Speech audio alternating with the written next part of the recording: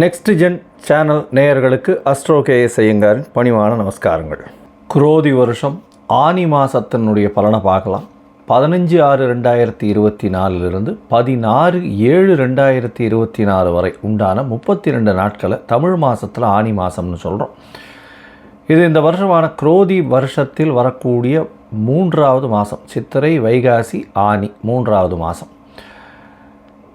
இந்த மாதத்தில் பார்த்தாலேயானால் பொதுவாகவே மாத கிரகங்கள்னு சொல்லக்கூடிய சூரியன், புதன், செவ்வாய் மற்றும் சுக்கிரன் இந்த 4 கிரகங்களினுடைய பெயர்ச்சிகளை வச்சு சொல்லக்கூடியது. சூரிய பகவான் ஒரு ராசியிலிருந்து அடுத்த ராசிக்கு போகக்கூடியதை நம்ம மாதம் பிறக்கிறத சொல்கிறோம். அது சௌரமானம் என்ற ஒரு வகையில் நம்ம கொண்டாடுறோம். இந்த மாதம் சூரிய பகவான் மிதுனத்தில் வரார். அது ஒரு விசேஷம். மிதுனத்தில் வரக்கூடிய காலகட்டம். அதனால் இது ஆனி மாதம் அப்படின்னு சொல்லக்கூடியது. இந்த மாதத்தில் மேஷம் முதல் மீனம் வரை எப்படி இருக்குன்னு பார்க்கலாம். முதல்ல இந்த மாதத்தினுடைய கோல்சாரம் என்ன அப்படின்றதையும் பார்க்கலாம். அதற்கு பிறகு இந்த மாதத்தில் வரக்கூடிய விசேஷ நாட்கள் என்ன அப்படின்றத பார்ப்போம். அதற்கு பிறகு இந்த மாதத்தில் ஒரு ராசிக்கா எப்படி இருக்குது அப்படின்றத பார்க்கலாம். முதல்ல இந்த மாதத்தினுடைய கோல்சாரம் என்ன அப்படின்னு பார்த்தோமேனால், காலபுருஷ தத்துவத்தின் முதல் ராசியான மேஷத்தில் செவ்வாயும், ரிஷபத்தில் குரு பகவானும், மிதுனத்தில் பார்த்தோன்னா சூரியன், புதன், சுக்கிரன், கன்னியில் கேதுவும், கும்பத்தில் சனியும், ராகு பகவான் மீனத்தில் இருக்க. இந்த மாதத்தில் பயிற்சி ஆகக்கூடிய கிரகம் அப்படின்னு பார்த்தாலேனால் 26/6 அன்னைக்கு புத பகவான் மிதுனத்திலிருந்து கடகத்துக்கு போகிறார். அதாவது இந்த மாதம் பிறந்து ஒரு 10-11 நாளில். அதற்கு பிறகு சுக்கிர பகவான் 7/7 அதாவது அடுத்த மாதம், அதாவது ஜூலை மாதத்து 7ஆம் தேதி அன்னைக்கு அவர் கடகத்துக்கு போகிறார். செவ்வாய் பகவான் 11/7/2024 அன்னைக்கு மேஷத்திலிருந்து ரிஷபத்துக்கு போகிறார். குருமங்கள யோகம் அமையிறது நல்ல ஒரு விசேஷம். இந்த மாதத்தில் வரக்கூடிய கோல்சாரம்னு சொல்லக்கூடியது மாத கிரகங்களோடது இதுதான். இந்த மாதத்தில் என்னென்ன விசேஷங்கள் அப்படின்னு பார்த்தாலேயானால் 21/6/2024 அன்றைக்கி ஆணி கேட்டை. அது ஜேஷ்டாபிஷேகம் ஸ்ரீரங்கத்தில் ரொம்பவும் விசேஷமான ஒரு விஷயம். அதற்கு பிறகு 2/7/2024 அன்றைக்கி பார்த்தேன்னா கூர்ம ஜெயந்தி. அதாவது ஆனி மாதத்தில் வரக்கூடிய கிருத்திகை நட்சத்திரத்தை கூர்ம ஜெயந்தின்னு கொண்டாடுறோம். கூர்ம ஜெயந்தி கூர்மாவதாரம் எடுத்து பெருமாள் பூமியை மீட்டெடுத்ததாக ஒரு இது இருக்குது, வரலாறு இருக்குது. அதனால் கூர்ம ஜெயந்தி. இந்த மாதத்தில் ஆனி அமாவாசை 5/7/2024 வருது. 12/7/2024 அன்றைக்கி ஆனி உத்திரம். இது பார்த்தோம்னா நடராஜருக்கு அபிஷேகம் செய்யக்கூடிய நாள். அதாவது ஒரு வருஷத்துக்கே 5-6 நாள் பண்ணக்கூடியதில் இதுவும் ஒரு நாள். அதாவது இந்த அபிஷேகத்தின் பார்த்தோம்னா திருவெண்காடுன்ற ஊரில் ரொம்பவும் விசேஷமான விஷயமாக கொண்டாடப்படுகிறது. 11/7 அன்றைக்கி பார்த்தோம்னா 46வது வட்டம் அழகிய சிங்கரனுடைய திருநட்சத்திரம் வருது. இதெல்லாம் இந்த மாதத்தில் வரக்கூடிய முக்கியமான நாட்களாக சொல்லக்கூடியது. இந்த மாதத்தில் பார்த்தாலேயானால் ஆனி மாதம் சூரிய பகவான் மிதுனத்தில் இருக்கிறது விசேஷம். தன்னுடைய நட்பு வீடு புத பகவானோட சேர்ந்து இருக்கிறது விசேஷம். சுக்கிரனோடு சேர்ந்து இருக்கிறதும் ரொம்பவும் விசேஷம். இந்த மாதத்தில் மேஷம் முதல் மீனம் வரை எப்படி இருக்குன்றதை ஒன்றா பார்க்கலாம். அதற்கு முன்னாடி என்னுடைய மொபைல் நம்பர் கீழே ஸ்க்ராலிங்கில் போயின்னு இருக்கும். உங்களுக்கு அஸ்ட்ராலாஜிக்கல் கன்சல்ட் தேவைப்பட்டதுன்னா எனக்கு ஃபோன் பண்ணுங்க.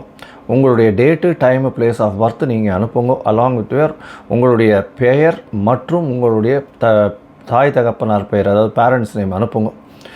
உங்களுடைய ஜாதகத்தை போட்டு சந்தி இருக்கான்னு முதல்ல பார்த்துட்டு, அதாவது உங்களுடைய நட்சத்திரம் சந்தி, பாத சந்தி, லக்ன சந்தி, அதாவது எல்லாம் என்கிட்ட வர்றவாளில் பாதி பேர் பார்த்தாலேயானால் நான் மிருகசீரிஷம் 2ஆம் பாதம் அப்படின்னு சொல்லிட்டு இருப்பா.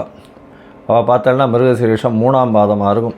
அதில் ராசியே மாறிடும். ரிஷபமும் இருக்காது.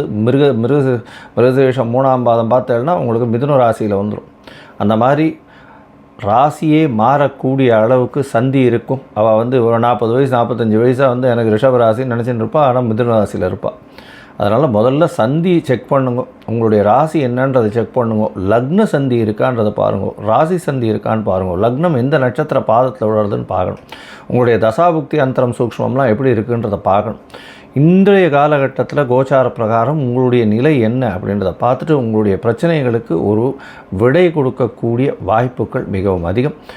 அதன் மூலியமாக பார்த்தேன்னா என்னால் முடிஞ்ச அளவுக்கு உங்களுக்கு உண்டான ஒரு ஈஸியர் சொல்யூஷன் கொடுக்க முடியும். என்னுடைய கட்டணம் என்னன்றதையும் போடுறேன். அதை நீங்கள் அனுப்பிச்சிட்டு என்கிட்ட அப்பாயின்மெண்ட் வாங்கிக்கோங்க. வாங்கிட்டு நீங்கள் உங்களுடைய ஜாதகத்தை போட்டு அதுக்கப்புறம் உங்களுடைய டிஸ்கஸ் பண்ணுறேன்.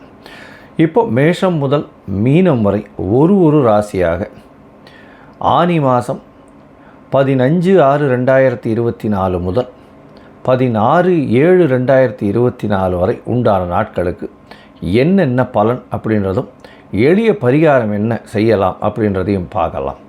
ரிஷபம், கிருத்திகை, ரோகிணி, மிருகசீரிஷம் இந்த 3 நட்சத்திரம் 9 பாதங்களை கொண்ட ராசி. ராசியின் அதிபதி சுக்கிர பகவான் ராசிக்கு 2ஆம் இடத்துல இருக்கிறது விசேஷம். 2ஆம் அதிபதியும் ஆட்சி பெற்று போயிருக்கிறதுனால 2ஆம் இடம் வலுப்பெற்று போகிறது. குடும்பத்தில் நல்ல ஒரு ஏற்றம் கிடைக்கக்கூடிய மாதமாக இந்த மாதம் அமைய போகிறது.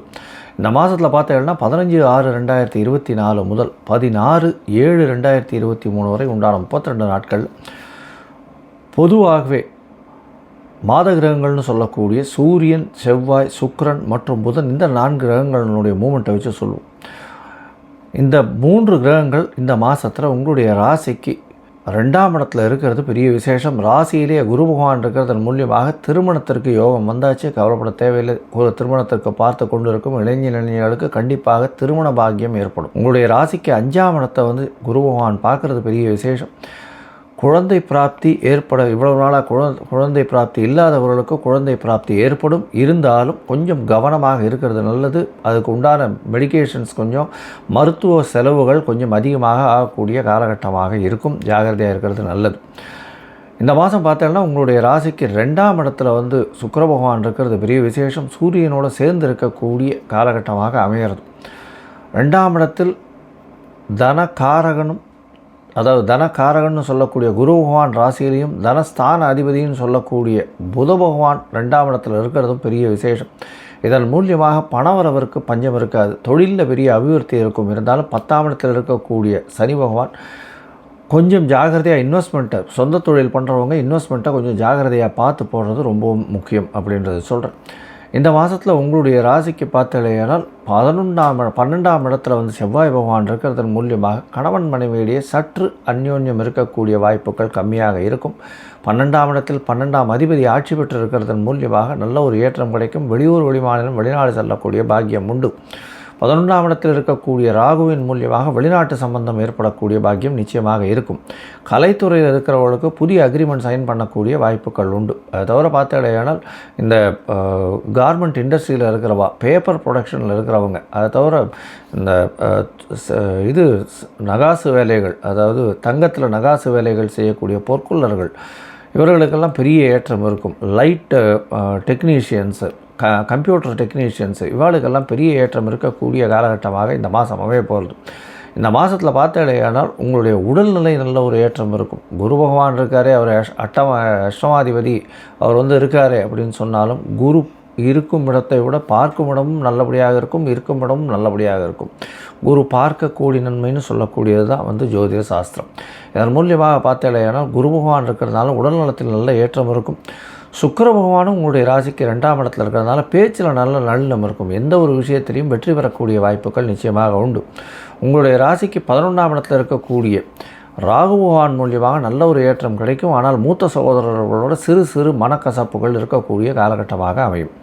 குழந்தைகள் மூலியமாக சிறு பிரச்சனைகள் ஏற்படும். அதாவது 5ஆம் இடத்துல கேது பகவான் இருக்கிறதும் குரு பகவான் பார்க்கறதுனால அந்த பிரச்சனைகள் அது மறையக்கூடும். கொஞ்சம் ஜாகிரதையாக குழந்தைய வாட்ச் பண்ணுறது ரொம்பவும் முக்கியமாக இருக்கும். உங்களுடைய ராசிக்கு பார்த்தலையானால் இந்த மாதம் 2ஆம் இடத்துல இருக்கக்கூடிய புத பகவான் 3ஆம் இடத்துல போய் இருக்கக்கூடியதும் முயற்சி ஸ்தானத்தில் போய் இருக்கிறது பெரிய விசேஷம்.